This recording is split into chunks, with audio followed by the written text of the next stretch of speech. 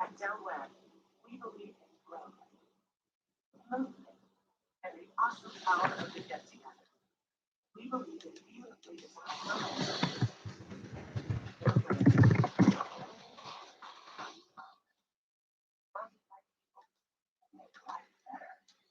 Delaware. We believe you'll like it here.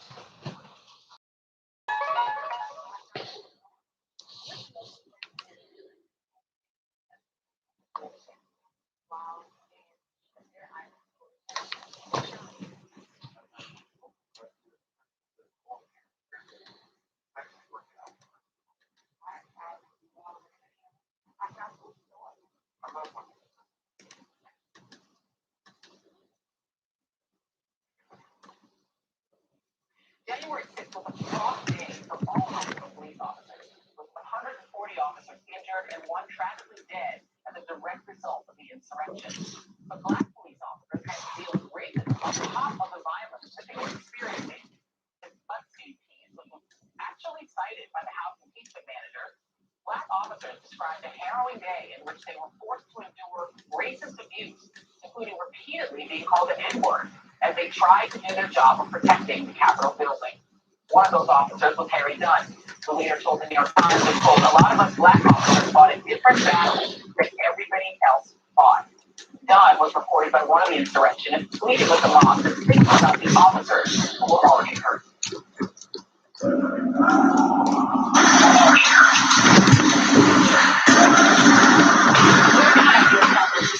Harry Dunn.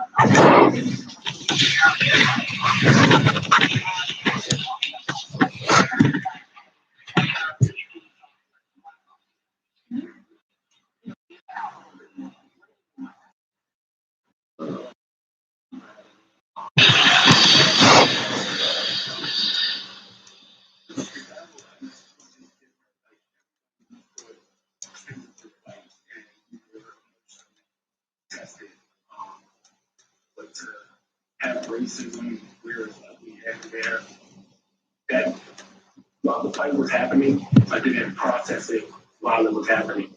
So once it's all over and you're attempting to put together in your mind what happened, you're faced with, wow, I called the N-word. It's a different matter. There's a lot more to unpacking the actual physical trauma we endured. So. Yeah, I think we saw the meeting often with the thin blue line. Like obviously the blue lives matter was out the window. You talked about about like you called the N-word repeatedly. In your mind, did you experience this as specifically a racist attack? No, I believe that it was racist people there, and I experienced a racist moments. More of the purpose of there was of the lie and people that just thought that they were better than their brothers and find out. That's what it was.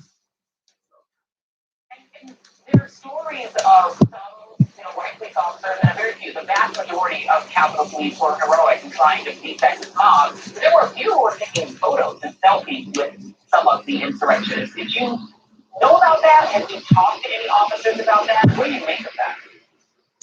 I'm not too sure about any of that and those investigations that may be going in the party outside.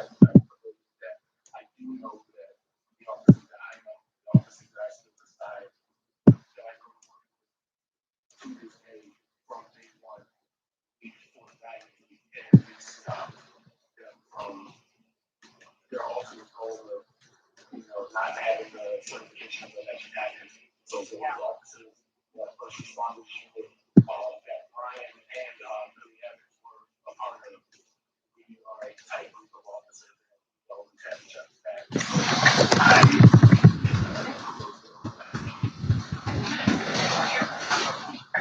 Call upon more officers in the history of the Capitol Police. And at what point did you process it? And do you feel like members of Congress were going to die if it went on? Is that the sense that you had at the time, or did you ever look back and think, my God, members of Congress and the Speaker were at risk of dying? Well, so it's interesting that you say, when you process it, because once you attempt to get close to the processing what happened on the 6th, then you got this attack that happened on the 2nd of April. And you're like, wow, I don't even have a moment to just breathe and decompress. It's just something else that just hits you. Man, it can't catch a break. So, and you still want to work, you still got to do your job day to day. So it's very difficult. So we depend on each other. I would encourage people to talk to therapists and seek help just to get to the cope. Now, to the other point about them, at that moment, I can think back to the particular battle fight. It's easy to say now, yes, they wanted to kill the Speaker of the House, and they wanted to hang him. That wasn't known then because I didn't see the footage. Obviously, it was all over the place. So it's hard to say what their intention were. They were evil, possessed terrorists who were hell bent on whatever they thought they were going to do. They did because of the valiant efforts of the Capitol Police. So. I 100% agree with that. Officer Harry Dunn, you are a hero. All of your fellow Capitol Police who fought so valiantly to stop that insurrection in our Capitol. Thank you for your service and what you did that day and for what you do every day. Thank you very much for being here. Thank you for that. That was a lot to me. Thank you so much. Thank you. All right.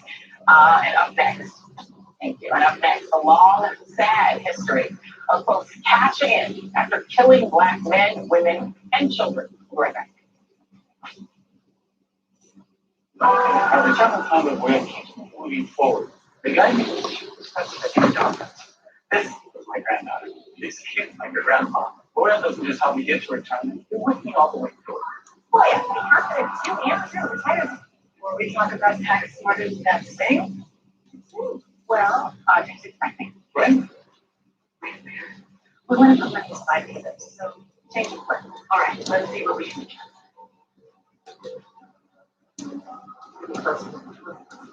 Change the plan. Okay. Well, you can see that. You can sell these. Let me guess. Change of plans. At Fidelity, a change in plans is always part of the plan.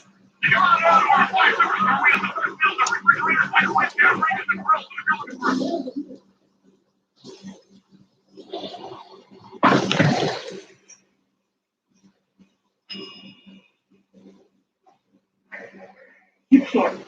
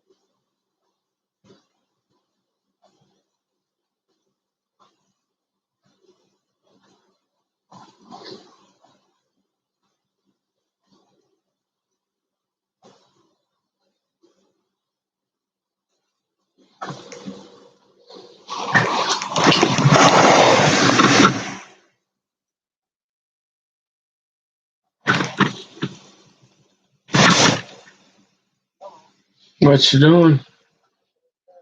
Oh wow, when are you coming home? I'm gonna.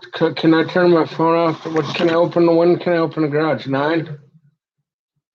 I want to turn my ringer off and noises for a little while. When do you want me to open the garage?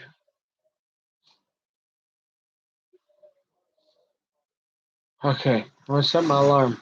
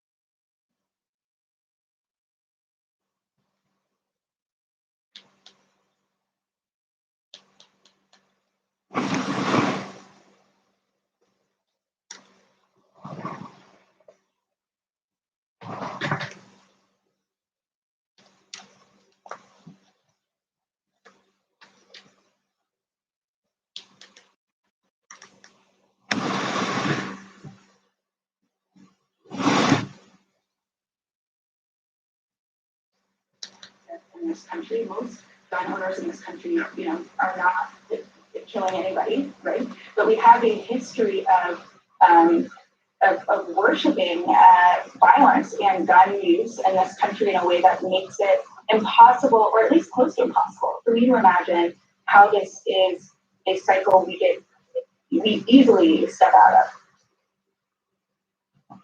You're someone who works in for a publication that covers the criminal justice system from the perspective of a pro reform or an opposition to mass incarceration. I think the perspective of the organization you work for is that we put way too many people in prison.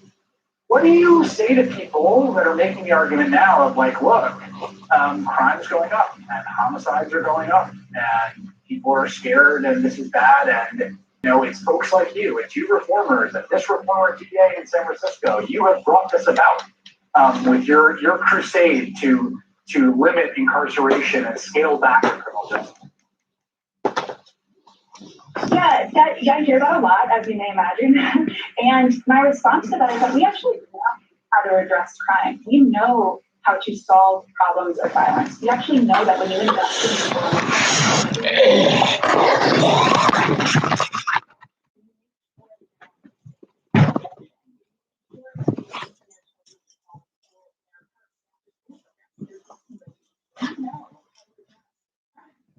it makes it really sense because we just think that we can rely on a bad solution to solve a crime problem. But that's not how it works. And if incarcerating people addressed crime in this country, there would be no crime. We incarcerate more people than any country in the world, right? That is not, punishment and state violence is not the way to address behavior that we want to change, especially on the level that we've done it. And the reality is that people just don't want to do what we know works. The numbers show works, which is that you invest in people on the front end, and then you don't have to worry about violence in the same way that you do if you just rely on the carceral system. Those pictures there, folks in Chicago is filming a day after the release of that this awful video shooting going at a 13-year-old boy in Toledo. Guilty Deputy Rice, have you for your publication? Checking out things.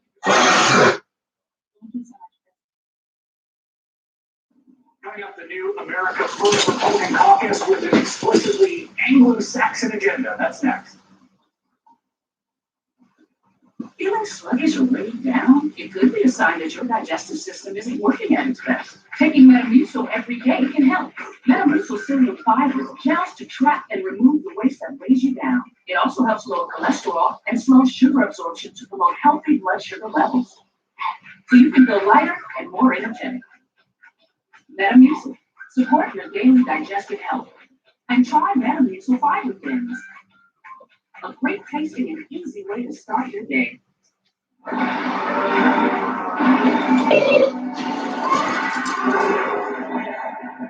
Allergies don't have to be scary.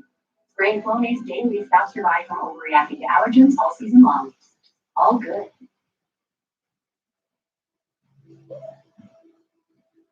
The future. It's impossible to see. And when it's finally here, it might not be what you'd expect.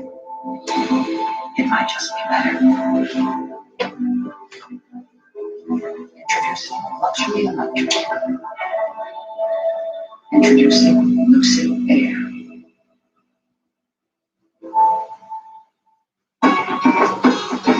This is my body of proof. Proof of less joint pain and clearer skin. Proof that I can fight psoriatic arthritis. It's Humira. Humira targets and blocks a specific source of inflammation that contributes to both joint and skin symptoms. It's proven to help relieve pain, stop further irreversible joint damage, and clear skin in many adults. Humira can lower your ability to fight infections. Serious and sometimes fatal infections, including tuberculosis and cancers, including lymphoma, happen as have blood, liver, and nervous system problems, serious allergic reactions, and new or worsening heart failure. Tell your doctor if you've been to areas where certain fungal infections are common, and if you've had TB, hepatitis B, or chronic infections, or have flu-like symptoms or sores. Don't start Humira if you have an infection. Ask your rheumatologist about Humira. Go to Humira.com to see proof in action. If you can't afford your medicine, Abby may be able to help. Introducing Fidelity Income Planning. We look at what you've saved, what you'll need, and help you build a flexible plan for cash flow that lasts, even when you're not working, so you can go from saving to living. Your cousin. From Boston. Sam Adams, look at easy. White, easy. Perfect for a day like today. Dude, you gonna pay for this? Yeah. Sam Adams, you look at easy. Itchy, scratchy, family not getting clean, get Charmin Ultra Strong. It just cleans better, so your family can use less. Hello, clean bottom. Enjoy to go with Charmin. This is our real stories of people living with bipolar depression and teens. A hopeless struggle. The woes of bipolar depression can disrupt your life and be hard to manage. Latuda can make a real difference in your symptoms. Latuda was proven to significantly reduce bipolar depression symptoms, and in clinical studies had no substantial impact on weight. Now I'm feeling connected, empowered. Latuda is not for everyone. Call your doctor about unusual mood changes, behavior, thoughts. Antidepressants can increase these in children, teens, and young adults. This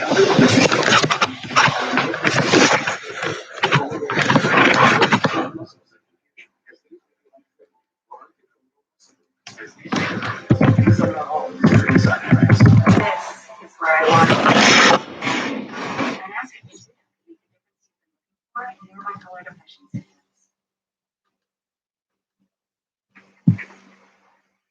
One thing that was always clear about the Donald Trump, Steve Miller, Stephen Bannon immigration bid was it was never really about, quote, illegal immigration, right? It was always just about immigration in total. The reason they wanted to stop immigration, limit it as much as possible, was because they wanted to keep the country's white majority. Full stop. Sometimes they were more or less explicit about this, but a lot of the time they would, try to gaslight everyone and claiming to support legal immigration while they attacked it on all fronts. One of the places they did this was with refugees, which really should be the least controversial form of immigration.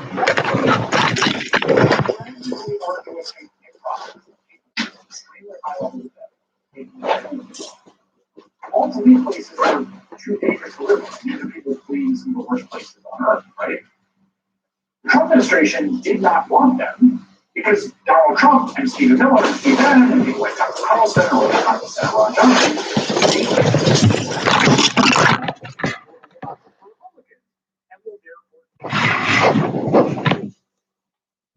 administration wants complete open borders. You have to ask yourself why.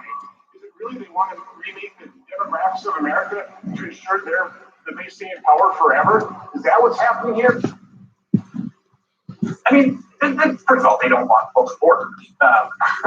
But this kind of idea you saw from Ron Johnson, it's embodied in the explicitly racist white supremacist theory called the replacement theory. It's what Ron Johnson's kind of referring to there, what Tucker Carlson has been parroting. This replacement theory, the great replacement theory, it's almost too stupid to explain.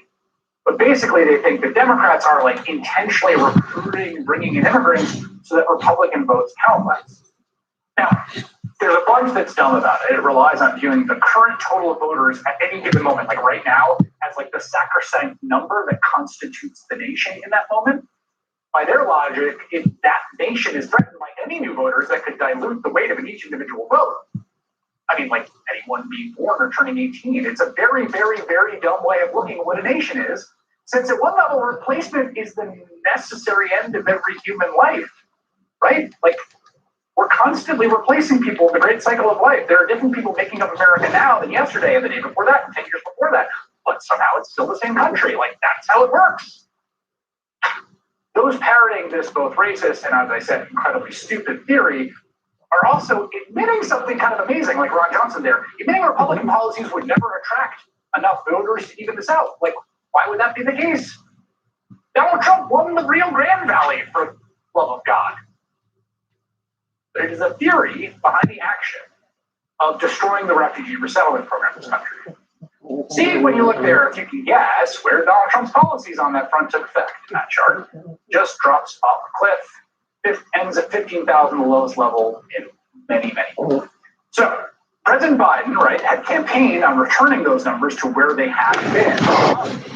Today, he announced they were leaving the cap on refugees at Trump's astonishingly low numbers, which frankly would be a concession to the racist propaganda we saw from Tucker Carlson and Ron Johnson.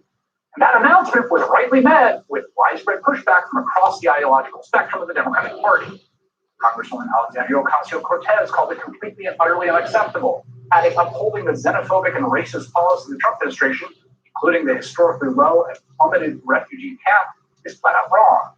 Dick Durbin, the number 2 Democrat in the Senate, tweeted, "Say it ain't so, President Joe, this is unacceptable." Well, late today, the White House released a statement blaming confusion about the plan and saying, quote, "We expect the president to set a final increased refugee cap for the remainder of this fiscal year by May 15th. So, all eyes on that. We don't know how it will turn out. But failing to increase the number of refugees is a gift to people who agree with Trump. In fact, just today, some of those people announced a new caucus to celebrate European heritage. So if your ears are ringing from the dog whistle, you are not alone. We'll talk about that next. We're hoping things will pick up by Q3. Yep.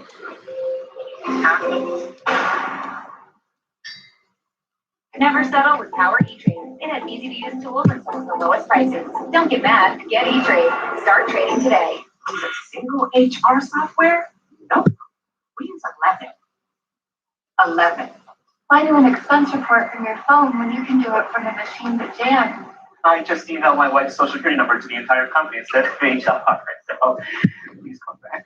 How hard does your business software work for you? Paycom employees enter and manage their own HR data in one easy-to-use software. Visit paycom.com. First off, we love each other.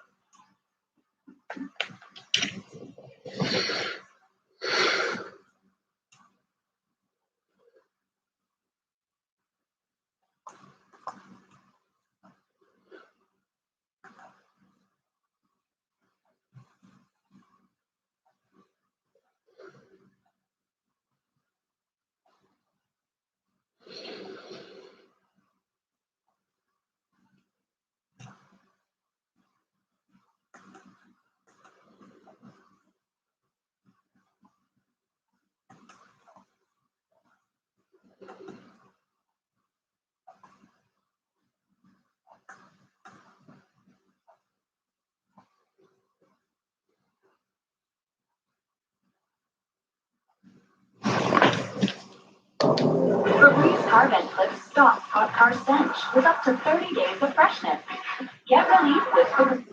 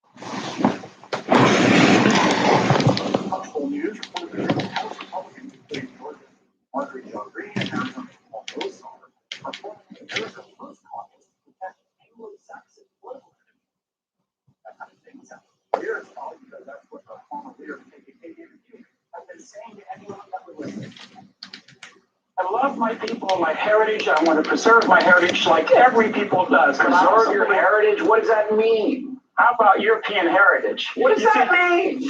Look, I'll tell you what, you don't know what European heritage is? You don't know what Mozart is and Bach and Beethoven? You don't They're know? people. They come from different countries. Actually, Bill O'Reilly there a little bit. No, they're not white supremacists. No, they just want to protect European traditions from some non-European threat, I guess. This new Republican caucus organizing document also contains language advocating for, quote, weeding out those who refuse to abandon their old loyalties and plunge headfirst into mainstream American society. They literally want to weed out people who do not conform to their idea of American culture. I'm concerned, should we veto this new caucus? I'm joined now by Adam Sturwer, staffer at Atlantic. His latest piece is titled Restoring the Soul of the Nation Means Taking in Refugees, and Jialin Yang, national editor of the New York Times. Her book, which has gotten incredible reviews, One Mighty and Irresistible Tide, The Epic Struggle Over Immigration, 1925 to 1965, will be out in paperback next month. And Gia, I want to start with you because your book, right? It bookends in 25 to 1965. Next 1965, there's a huge piece of immigration legislation, and that's like one of the targets of this caucus. They say an important distinction between post-1965 immigrants and previous waves of settlers is that previous cohorts were more educated, earned higher wages. They had an expansive welfare state to fall back on with America. They did not stay in the country at the expense of the native born. What is that? As someone who studied this, like, what are they going on about there? They weirdly really understood what they're going after, which is after 1965, that's when the law changed in the US to allow many, many more immigrants from outside of Europe at a level that the country has never seen before. And this Anglo-Saxon language that they're using is so important to pay attention to. It's not a document.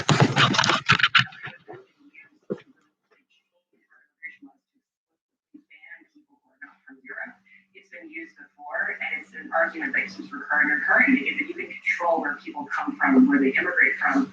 You can control the racial makeup of America. And so I think what they're alarmed by is what's happened since 65 when we changed our laws and said, you don't have to come from Europe to be able to come here. You don't have to Asia, Africa, the Middle East.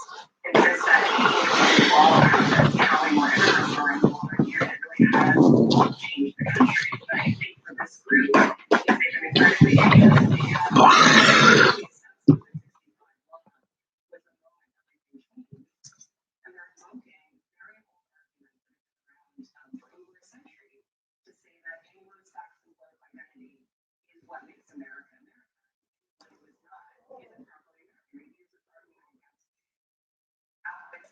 Anyone who is not white, Protestant, and quote-unquote Anglo-Saxon, people have argued for many years don't belong in America based on their race and their religion.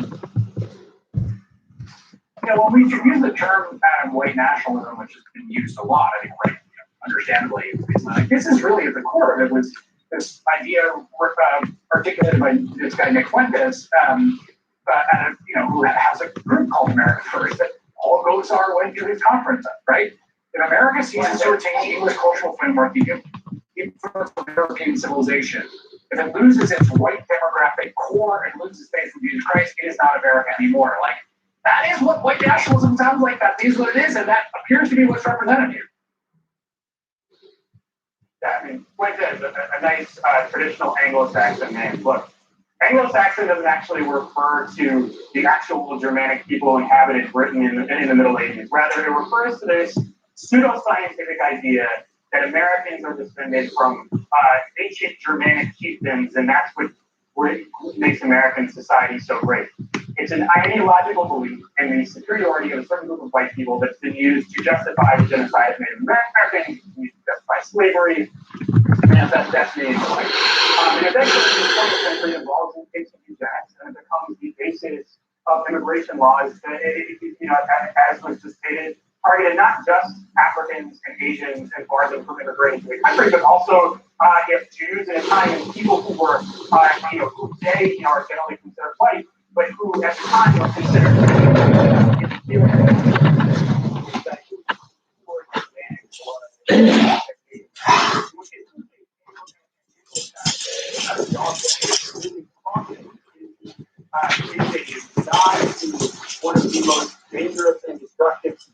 scientific belief in a physical world and one that is like mass murder all over the place. It's really disgusting.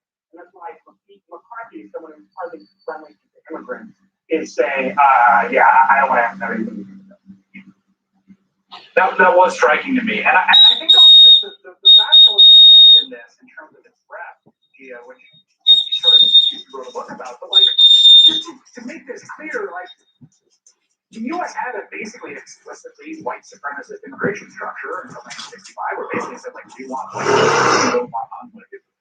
It changed that. To say that's a mistake is to say to, like, 60-year-old Pakistani accountant or Filipino nurse or, oil engineer from all over the world, right? Like, we messed up by letting you come here. Like, these are people that a lot of them vote Republican, like, aren't necessarily conservative politics. Like, it's an incredibly wide group of Americans to be attacking, even if it's being done in the right. Yes, it is, but it is what is America now, right? I mean, if you just look at our demographics, a quarter of the country is either an immigrant or a child immigrant. This is two-tiered. So yes, if you want to do this sort of Anglo-Saxon political leadership tradition, if you want to hark back to this very racist language, you're basically saying to a huge portion of the country, the newest Americans, what American political leaders have done before, and they succeeded. 100 years ago, when they trotted out this Anglo-Saxon idea, they actually did stop immigration from Eastern and Western Europe. They stopped Jews from coming. They stopped Italians. That actually hit hard. I would just say during the Holocaust, we were unable to admit Jewish refugees because our laws were so difficult for them. So this sort of language has great power and can really change the makeup of the country. A lot of those states. Adam Serwer and Jill Yang. Again, that book, fantastic book, one of my favorites. Check it out. Thank you both. Appreciate it.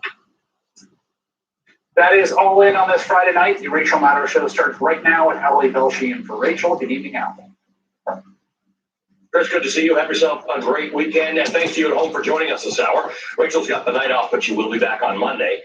It's Friday, which means we've made it to the end of what has just been a brutal week. Just in the last hour, police in Indianapolis have released the names of 8 people shot and killed at a FedEx facility there last night. And here they are. 32-year-old Matthew R. Alexander, 19-year-old Samaria Penn, 67-year-old Amarjeet, 64-year-old Jasvinder Kaur, 68-year-old Jasvinder Singh, 48-year-old Amarjeet Sekhon, 19-year-old Carly Smith, and 74-year-old John Weiser. Again, these are the 8 people shot and killed last night at a FedEx facility in Indianapolis. Police identified the suspected gunman, 19-year-old Brandon Scott Hole. He apparently used to work at the FedEx facility, but has not worked there since last year. Police say they do not have any information about the suspect's motives, but he did have previous contact with law enforcement. The FBI said this afternoon that about a year ago, Indianapolis police seized a shotgun from Brandon Scott Hole's house over mental health concerns after a call from his mother. The FBI then interviewed him based on unspecified items that were found in his room. That statement from the FBI seems to suggest that at least at one point last year, the shooting suspect was prohibited from possessing guns under Indiana's red flag law. If so, obviously one of the most pressing questions about last night's massacre will be when and how the suspected shooter was able to acquire the gun that he used. As the city of Indianapolis comes to grips with this horrific shooting, still less than 24 hours old, the city of Brooklyn Center, Minnesota, is still grappling with the police shooting death of 20-year-old Dante Wright less than a week ago. Today, Dante Wright's family is now arranging for his funeral next week. Protesters are gathering this evening outside the Brooklyn Center Police Department as they have been every evening this week. Tonight, for the first time this week, the city has decided not to impose a curfew, so we're keeping an eye on Brooklyn Center, Minnesota tonight, which of course is just a few miles away from the courthouse where the trial of former Minneapolis police officer Derek Chauvin. And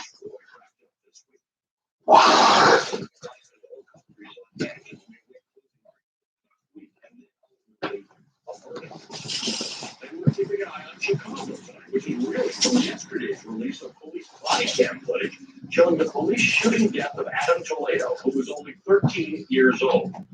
The footage shows Adam Toledo to be pretty clearly unarmed and surrendering at the moment he was shot, though the officer's attorney has already released a long line of nation's defense So like I said, a brutal week. There's a lot of individual factors for a number of American cities for the country as a whole. We're going to have more coverage tonight on a number of those still unfolding events. Stay with me here because there's another narrative of this week in America.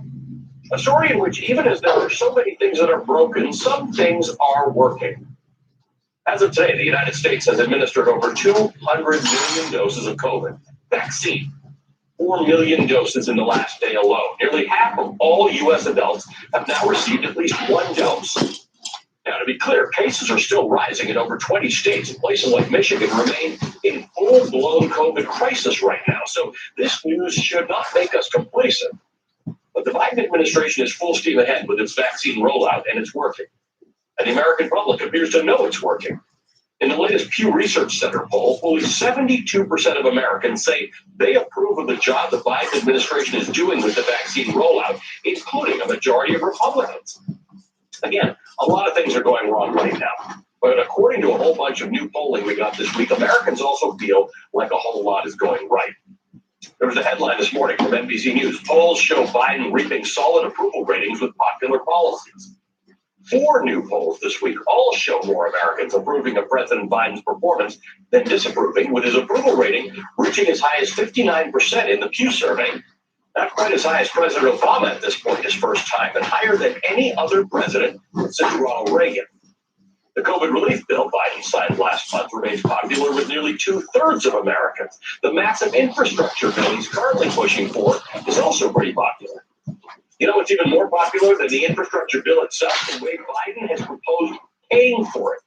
An increase in taxes on corporations. Seriously, people really love that.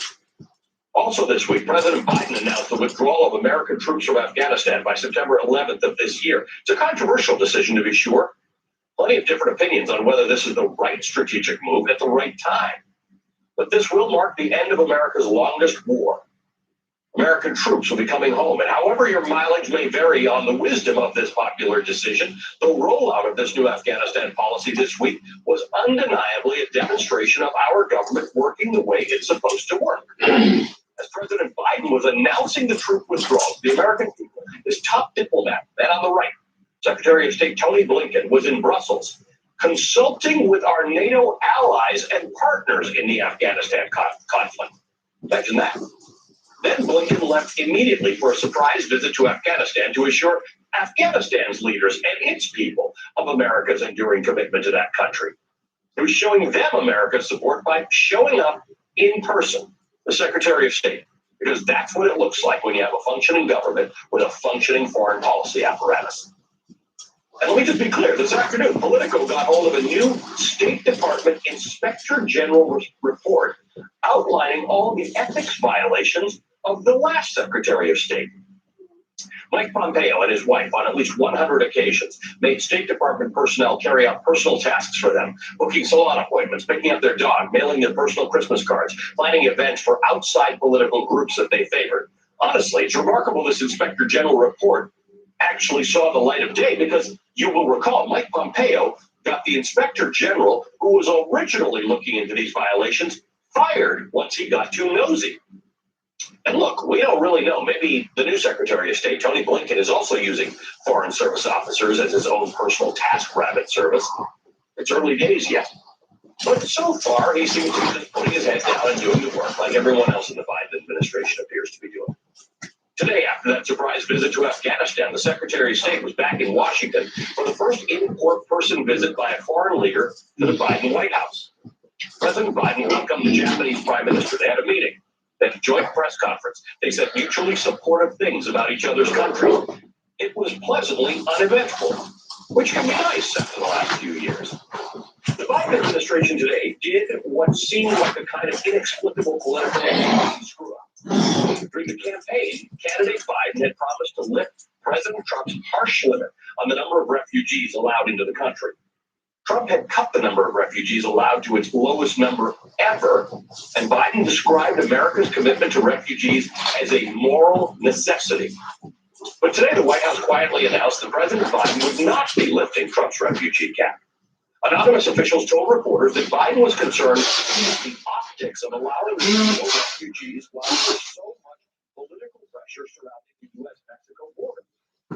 So what followed, interestingly enough, outrage from Biden's own party, not just the left flank. The number 2 Democrat in the Senate, Dick Durbin, came out and called the decision unacceptable. Well, several hours today of the first real total revolt from the Democratic Party against a policy move from the Biden White House. And by this evening, the White House was walking it back, saying the president will revisit the issue next month and increase the refugee cap then. We don't yet know exactly what happened there, but in its own way, today's little one-act play about the refugee cap was kind of another example of the government working the way it's supposed to. The White House made a bad, super unpopular decision. Their party let them know it was a bad, super unpopular decision, and they walked it back. All the time for folks to make it home for Friday dinner. And as we consider all these moving parts, all the things that are broken and not working in this country right now, all the things that are chugging along, even functioning better than they have in years, consider today's date.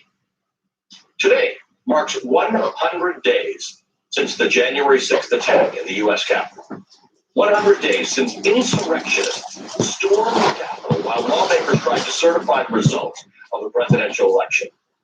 379 people have so far been charged with federal crimes for their actions that day, and today, prosecutors secured their very first guilty plea. A member of the right-wing anti-government militia, the Oath Keepers, pled guilty today to 2 felony counts for illegally entering the Capitol wearing a tactical vest armed with bear spray. But what makes this guilty plea today noteworthy, besides it being the first one, is that it comes with a cooperation agreement. We know that the Justice Department has been working on building a large conspiracy case against members of the Oath Keepers for the Capitol attack, considering charging them with sedition. Formal cooperation from a member of the Oath Keepers could help them make that case. The cooperation with Oath Keepers, the cooperation agreement with the Oath Keepers member Jonathan Schaffer spells out that the government may recommend reducing his sentence if he provides substantial cooperation in the government's case. He's required to cooperate not just with the U.S. Attorney's Office for the District of Columbia, but with any other federal, state, or local law enforcement. And this is the cooperation agreement specifies Mr. Schaffer can request that he be put in the witness protection program. Prosecutors will sponsor him for acceptance into that program if they agree. They agree that it's necessary, which presumably suggests that the cooperation Mr. Schaffer could give could pose a risk to others and to himself. So, 100 days out from the Capitol attack, hundreds of people charged. Now one guilty plea, and that person is cooperating with prosecutors. The prosecutors have described the Capitol attack as likely the most complex investigation ever prosecuted by the Department of Justice. Even with everything else going on, this story is far from over. Joining us now, Katie Benner, New York Times reporter who covers the Justice Department. Katie, good evening. You've been covering a lot of developing stories in the last couple of weeks, including the story of Matt Gaetz, but this is one you've been on for a while. We've got about 400 people arrested, 379 people charged in the first plea agreement. How significant is this? Because many people have seen the video that the selfies, the social media postings. Assumes it may not be the hardest prosecution, but the Justice Department says these are actually complicated prosecutions. Right, so to your point, the Justice Department has actually gone through and they have charged more than 400 people with pretty straightforward crimes, entering the Capitol building when they were supposed to, assaulting a police officer. In order to build those more complicated crimes, those more complicated cases, things like conspiracy, things even like sedition, they really do need to start getting people who might have inside information into any plot to speak and cooperate and to have their words and testimony used against their peers. So this is a really big deal for the government. Yeah. Talk to me about what's involved in this, because we've known that they've got video and they've got people's phones and texts and things like that. What does cooperation look like in this particular case? What are the kinds of things that this person with whom they may have made this deal could do for the government? So they're going to be asking this person whether or not he can provide the names of people who may have worked with or may know to be plotting to attack the Capitol. They're going to ask about whether or not he has text messages or any other evidence of this kind of planning. They're also going to want to know whether or not he was involved in any kind of conversations after the fact about hiding evidence, about misleading investigators. So they're going to ask him a broad array of questions. see if they can find information that leads them to higher level people who might have known about the conspiracy. I want to read from the plea document about this business of the Witness Protection Program. The plea agreement reads: the United States Attorney's Office for the District of Columbia will sponsor your client for acceptance into the Witness Security Program of the United States Department of Justice. I mean, I guess it stands to reason, right? If he's going to testify possibly or point out people or methods that were used, it sort of sends a message as to how serious, like the Oath Keepers, really are. This could pose a real threat to him. Absolutely. They're saying that they do believe that the Oath Keepers could be a dangerous group. They're an armed militia, and they're worried about his safety. Also, keep in mind that this shows that the prosecutors have been working steadily over the last 100 days to make more complex cases, despite the fact that the political conversation about the attack has taken a really sharply divergent turn, with a lot of people on the right saying that it wasn't so bad, that it wasn't that big a deal, and that, it might not have even been what we thought it was. Both Trump supporters attacking the Capitol, that it could have been something else, but it could have even been people on the left, members of Antifa.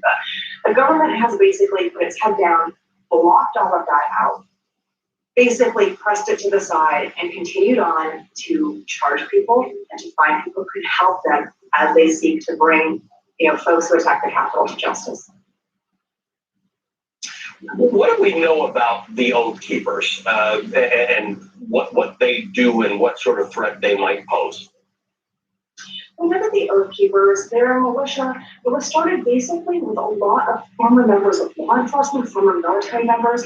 They espouse an ideology in which they're supposed to be protecting the government or protecting American citizens, but they also believe the federal government is really problematic and could in and of itself be harming our civil rights, our civil liberties. So they are classified by the FBI as an anti-government militia because they believe the government itself is doing harm.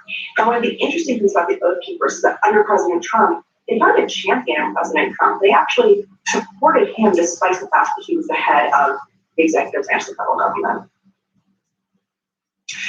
Katie, I don't know how you keep it straight. You got so many stories going on. I want to ask you about the Department of Justice filing a lawsuit against Roger Stone today.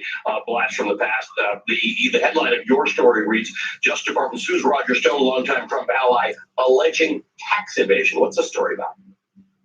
So what the government is saying is that Roger Stone, for a series of years, from 2007 to 2011, did not pay his taxes, that he actually entered into an agreement with the government and was paying his back taxes on a monthly payment plan. When he decided to stop, he created different entities that were actually controlled by him in which to start moving money and assets around in order to hide things from the government. This sort of kicked into gear after he was indicted as part of the Russia investigation, the Mueller investigation. He even went so far as to try to hide his house by selling it to a sham entity that would buy it. So the government is alleging not only does he owe some money, that he deliberately tried to defraud the company. They filed a civil lawsuit basically to recoup the money, which, according to the government, totals about $2 million. Wow. We'll continue to add that to the list of Katie Benner stories that we are following in the New York Times. Katie, good to see you as always. Thank you. Katie Benner covers the Justice Department for the New York Times. Thanks again for your time this evening. Before we move on, I've got an update on the story that Rachel led the show with last night. It's about a tantalizing new bit of information released by the Treasury Department this week that Konstantin Klimnik, a Russian intelligence operative and former business associate of Trump's 2016 campaign chairman, Paul Manafort, passed sensitive polling and campaign strategy from that race to Russian intelligence services. Presumably, the same polling and campaign strategy information that we already know Klimnik had gotten from Manafort. In other words, collusion, right? So the big question is, when did the U.S. government come to know about this? When did we connect the dots from Manafort to Klimnik to Moscow? Well, this was already known, but just super classified during the Mueller investigation. Or did we find out more recently? Well, tonight NBC News has a little more about that. Quote, the U.S. intelligence community has developed new information about Konstantin Klimnik, whom they call a Russian spy, that leads them to believe the associate of ex-Trump campaign chair Paul Manafort passed internal Trump campaign polling and strategy information to Russian intelligence services, two U.S. officials say. The officials did not disclose when or how the U.S. came into possession of the new intelligence about Klimnik. including whether or not the information was developed during the Trump or Biden administration. The officials did not identify the source or type of intelligence that had been developed, end quote. So just a little more there, but not nearly enough to answer some big burning questions. We'll be right back with more. Bipolar depression. It's a dark, lonely place. This is art inspired by real stories of people living with bipolar depression. Emptiness, a hopeless struggle. The lows of bipolar depression can disrupt your life and be hard to manage. Latuda could make a real difference in your symptoms. Latuda was proven to significantly reduce bipolar depression symptoms, and in clinical studies had no substantial impact on weight. Now I'm feeling empowered. Latuda is not for everyone. Call your doctor about unusual mood changes, behaviors, or suicidal thoughts. Antidepressants can increase teens and children, young adults, elderly dementia patients on Latuda have an increased risk of death or stroke. Call your doctor about fever, stiff muscles, and confusion as they open electric, or uncontrollable muscle movements as they pain. These are not all serious side effects. This is where I want to be. Talk to your doctor and ask if Latuda can make the difference you've been looking for in your bipolar depression symptoms. Are you tired of underwires? Introducing this. Our wireless bras are designed to support you all day and feel like nothing at all. Styles and sizes up to which you have. I do not have the time or patience for wired bras anymore. Go wireless at Nix.com. 10 years ago, we got on zero because we were confident we could deliver a near digital ownership to individuals and families across the nation. There are only about 50 of us who can get. But we were inspired every day to do our best for customers just like you. And because of customers just like you, we've now grown to become one of the largest mortgage lenders in the world. Serving more than 27,000 customers a month, lowering payments, providing jobs, and investing in neighborhoods and communities nationwide. The reason that we've grown from 50 founding employees with a dream to now team members 8,000 strong Is because we have never stopped believing. We know how important it is that everyone has opportunity. We know what it means to put down roots and bring dreams to life. At Home Depot, we know. Home means everything.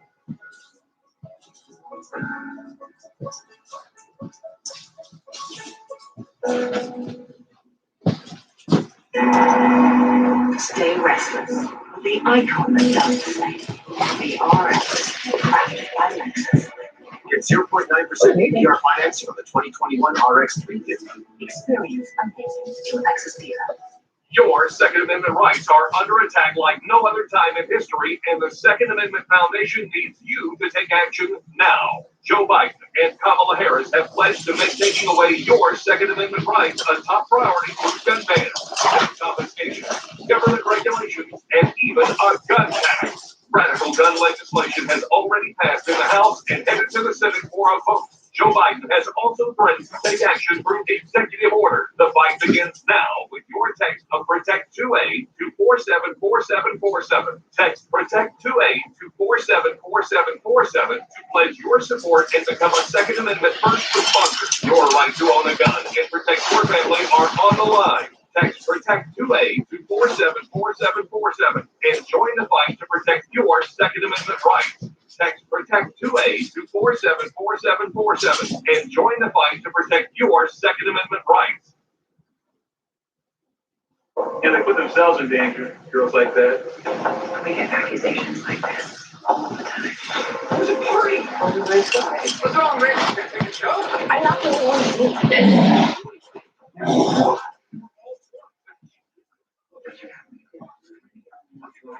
Make a little.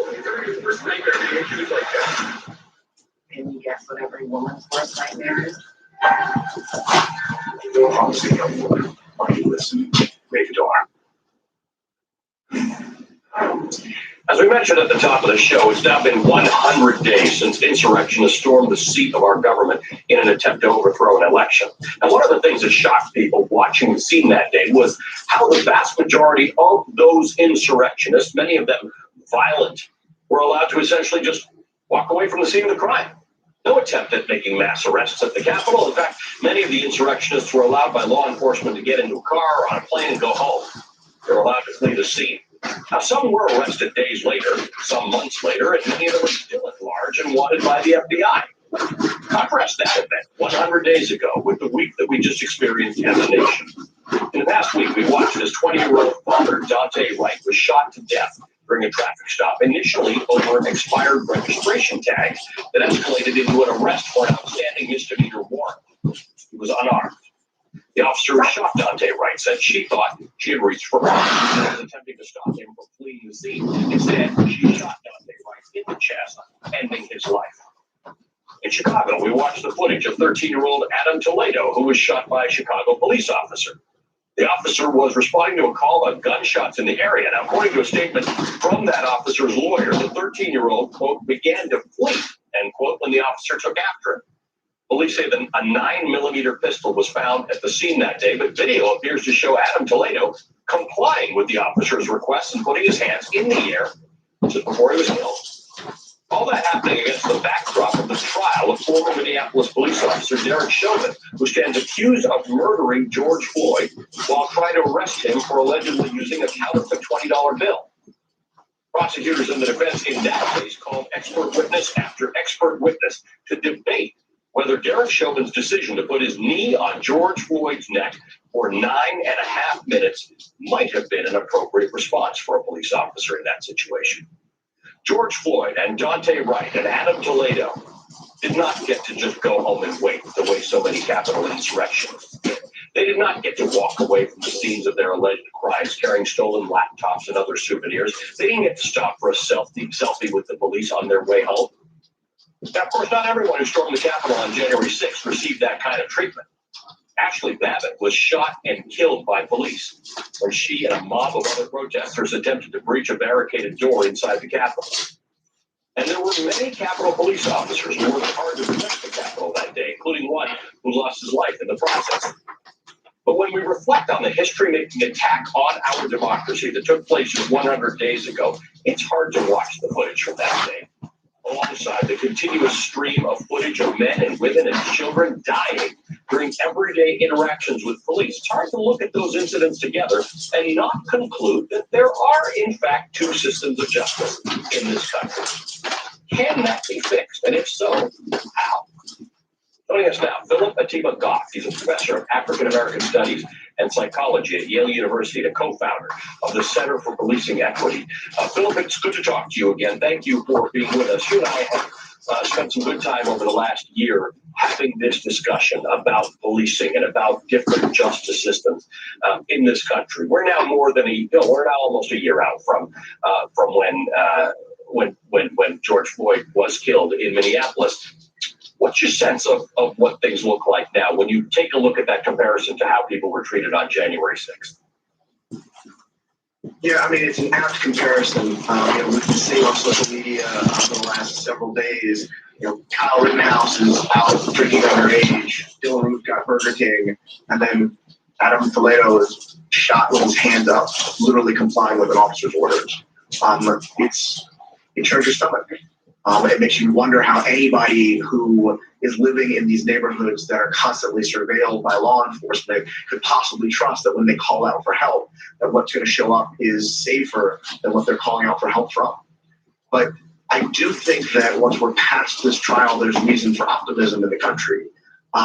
There are thousands of little experiments across the country. Project NIA out of Chicago has this wonderful thousands of experiments website, because there are local organizers that are saying, we're done with doing things the way that we have done them. So in city after city, they're taking law enforcement out of mental health checks. They're taking law enforcement out of low-level traffic enforcement, which would have saved Daunte Wright's life. They're taking law enforcement out of the places where there's a danger that they could hurt somebody, and there's not a lot of utility of introducing a badge and a gun.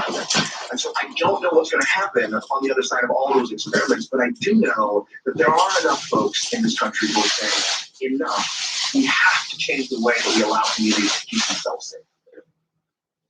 And I don't want to paper over what some people mean, because some people, when they say defund the police, mean they don't want police around. But what a number of people mean is reallocate resources to things that can be more effective. And so many police calls that go wrong are traffic stops, petty crimes, mental health issues, substance abuse issues, things that there are other ways to deal with. Is the reception for some of these ideas like this Project Nia that you're talking about, is it growing with people who understand that these things don't have to end up in death, and they don't have to end up with entire communities distrusting the police or fearing for their lives every time they interact with police? Yeah, I mean, I think that at least in my experience talking to communities all over the country, and frankly talking with law enforcement, there's one place where I think we're not going to go back. I think we're not going to go back to thinking that we're going to solve these problems by making policing bigger. And you're quite right. People need different things by defund, but at the root of the defund movement, such as it is a word that is in these places for lots of folks. The word abolition. Okay? And I gotta say out loud, abolition in these contexts often comes from a guy named W.B. Du Bois. Right in 1935, when he coined the phrase abolition democracy. And I want to be clear, he's not just talking about the United States and having abolished slavery. He's talking about abolition democracy as a language for what we've got to stand up affirmatively to get rid of the toxins that slavery left us in the body politic. It's not just about getting rid of something, it's about the things that we need to put in place so we can actually look like our ideals. In the context of policing, what that means is, isn't everybody safer when they don't have to call out for help in an emergency, when they have the resources so they don't need to call 911 in the first place? So yeah, people mean lots of different things when they say defund, but everybody can agree that no real estate agent has ever made a sale when they say, and in the end, you have to call 911 more often. That's ridiculous. But under the logic that we need more law enforcement to keep us safe rather than more resources so we don't need law enforcement, I'm hoping that that's run its course, because I know that the communities that are most affected, they're never going back to that. Looking at a protest in Chicago on the left side of the screen, by the way, people are dancing. It's a performance of sorts, actually. Philip, thanks. This is an evolving conversation, and I appreciate how much time you spent with us in the last week helping us all sort this through. Philip Goff is a professor at the John Jay College of Criminal Justice and a co-founder of the Center for Policing Equity. 100 days after the Capitol insurrection and unsettling new normal in the halls of Congress, we're going to talk with a member of Congress about the trauma that he experienced and how he can now work with his colleagues on the other side of the aisle.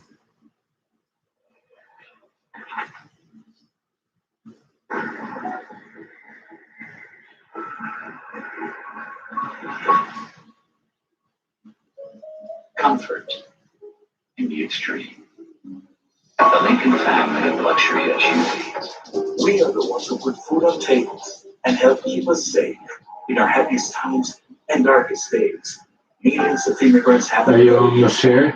So as we build back better, let's make sure the recovery leaves no one behind by including everyone with a pathway to citizenship for essential workers, not temporary protected status holders and dreamers, and that humane immigration system, because the essential to America should be where essential in America.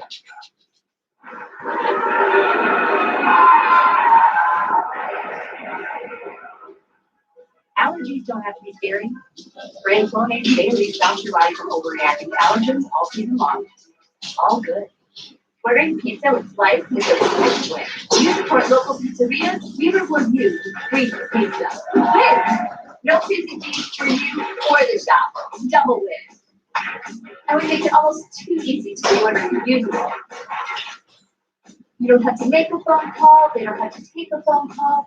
You get it. Downloading Slice is a win. And you get free pizza.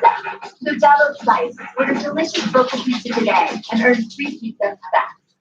Inside your eye, there's an everyday battle against life's daily stressors, like smartphones, sunlight, screens. Just one occupied eye vitamin a day replenishes key nutrients that help protect the health of your eyes. Take OcuVite. Take care of your eyes.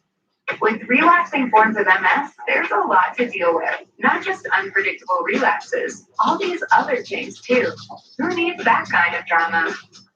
Kesimpta is a once-monthly at-home injection that may help you put this RMS drama in its place. Kesimpta was proven superior at reducing the rate of relapses, active lesions, and slowing disability progression versus Obagio. Don't take Kesimpta if you have hepatitis C, and tell your doctor if you have had it, as it could come back. Kesimpta can cause serious side effects, including infection.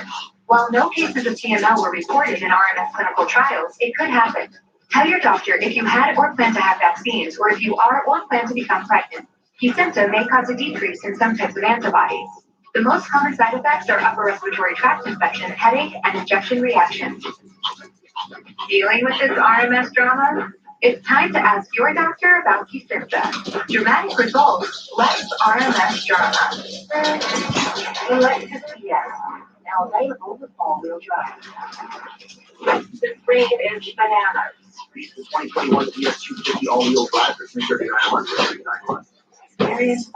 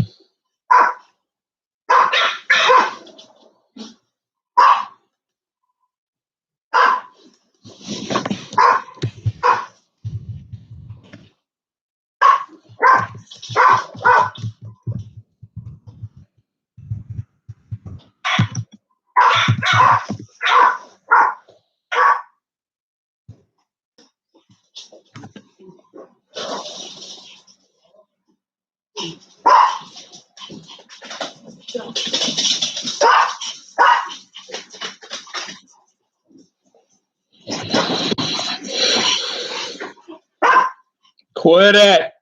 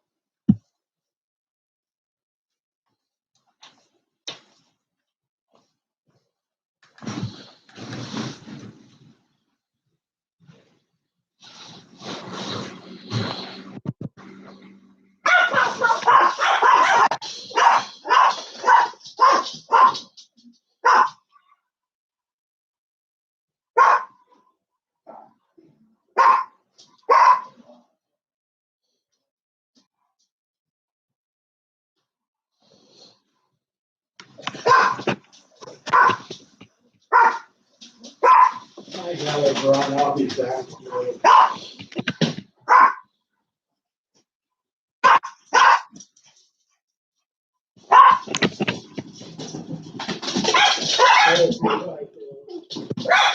Hey, girls, come on now. Stop it.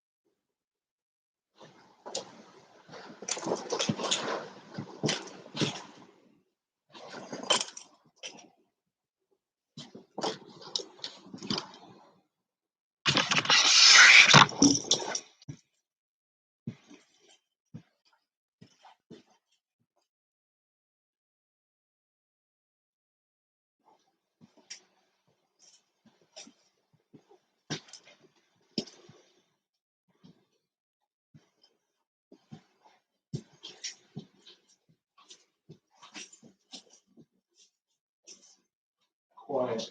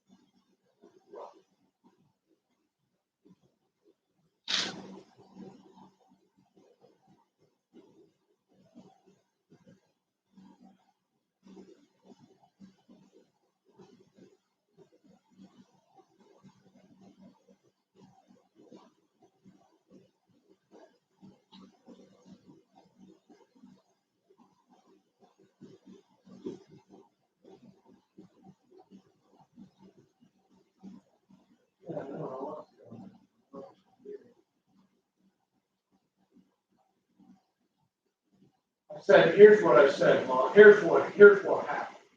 Here's what happened, Mother. He came home, and as usual, the dogs were barking, so I didn't hear. He never said anything. He went upstairs. About 2 minutes later, he came down the stairs and walked. The dogs were barking at night. I didn't hear him say anything. And I thought, I tried to call him. He didn't answer. So I go upstairs to see if his phone's there. His food is there. He has a drink there. And he left. I don't know where he went, but he didn't take his phone. He left his food and his drink. So he didn't go to get his phone or his drink. His car, yeah. Well, that's the only thing I could think of. He left his wallet somewhere, but. Hi?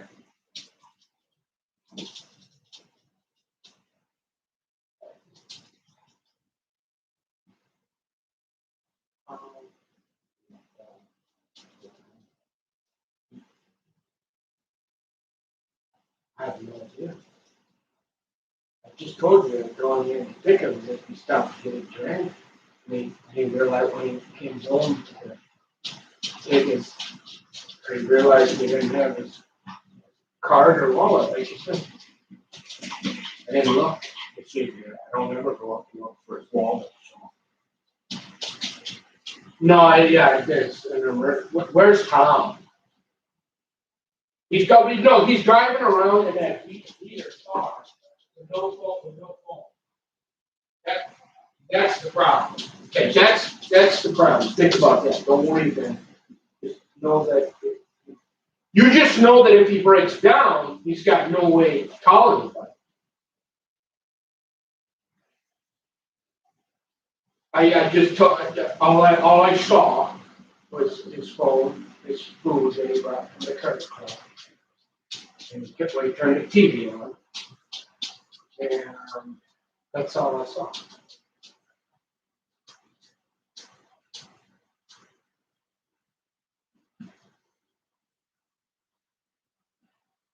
No, nothing. But he wouldn't leave his phone. No, I know for a fact he didn't say anything. He went directly upstairs in the dark. You are interrupting me. You're asking me questions and not allowing me to answer, Mother.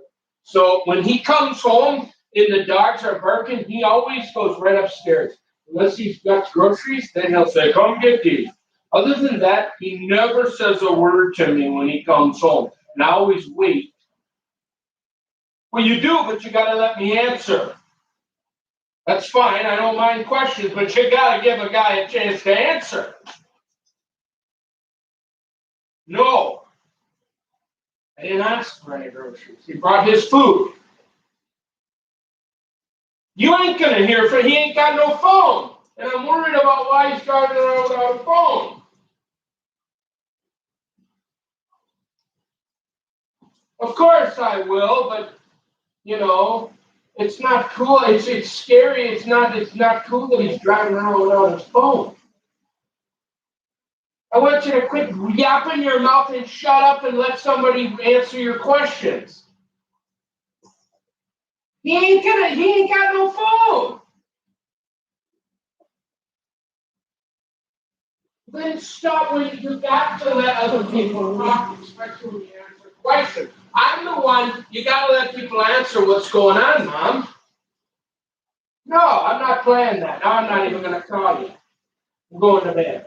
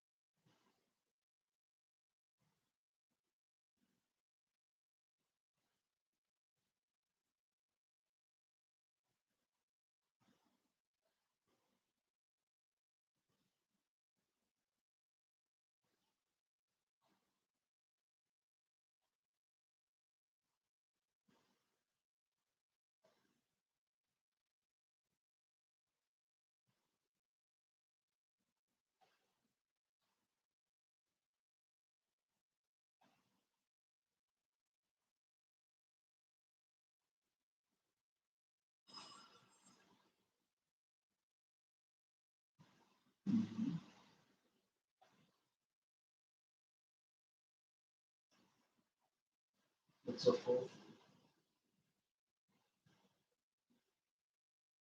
Well, anyway, yeah.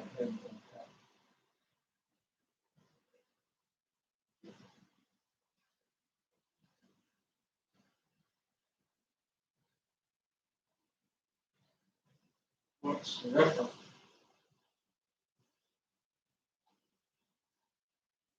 I know. The only thing I can think of is you stop taking a drink, but maybe we'll see.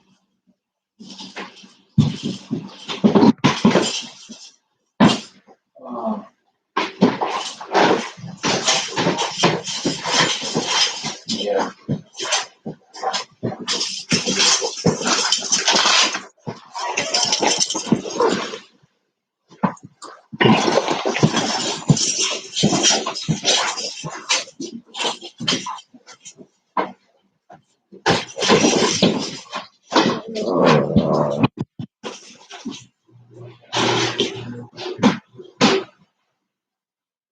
Wait! Hold on! Wait!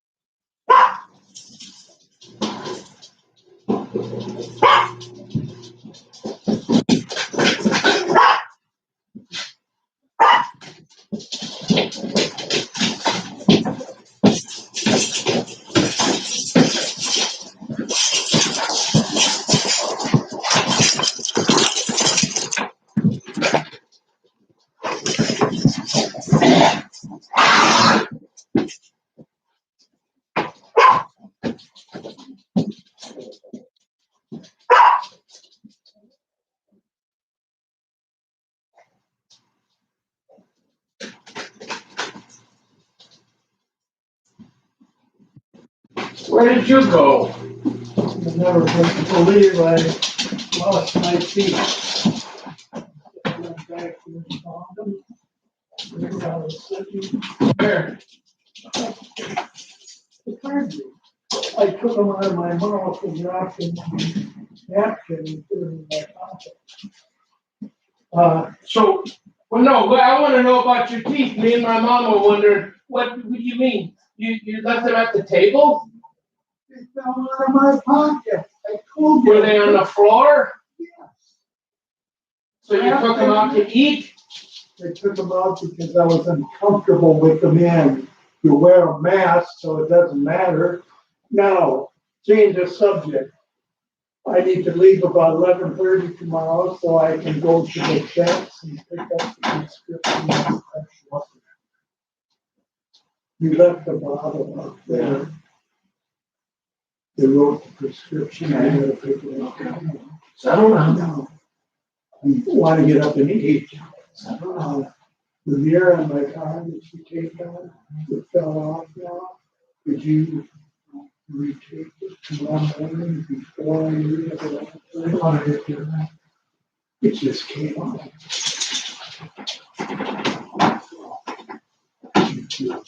I need to eat now and start.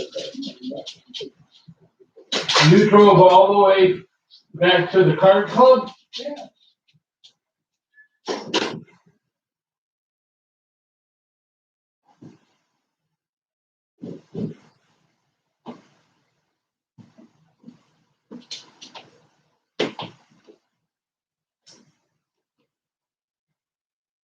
So apparently he left or he took his teeth out, and they must have fell out of his pocket, and he went back. He realized they didn't have his teeth because when he got home, he went to eat, and so he took them out to go back.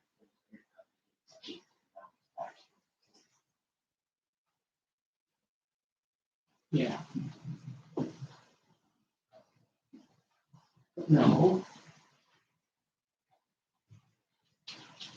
Yeah.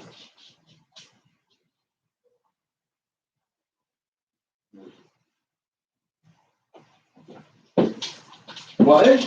What?